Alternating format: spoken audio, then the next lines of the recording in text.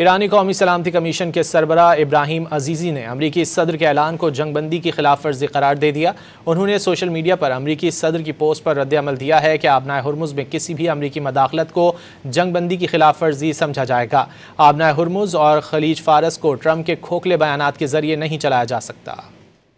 ایرانی قومی سلامتی کمیشن کے سربراہ ابراہیم عزیزی نے امریکی صدر کے اعلان کو جنگ بندی کی خلاف ورزی قرار دے دیا۔ انہوں نے سوشل میڈیا پر امریکی صدر کی پوسٹ پر رد عمل دیا ہے کہ آبنائے ہرمز میں کسی بھی امریکی مداخلت کو جنگ بندی کی خلاف ورزی سمجھا جائے گا۔ آبنائے ہرمز اور خلیج فارس کو ٹرمپ کے کھوکھلے بیانات کے ذریعے نہیں چلایا جا سکتا۔ ایرانی قومی سلامتی کمیشن کے سربراہ ابراہیم عزیزی نے امریکی صدر کے اعلان کو جنگ بندی کی خلاف ورزی قرار دے دیا۔ انہوں نے سوشل میڈیا پر امریکی صدر کی پوسٹ پر رد عمل دیا ہے کہ آبنائے ہرمز میں کسی بھی امریکی مداخلت کو جنگ بندی کی خلاف ورزی سمجھا جائے گا۔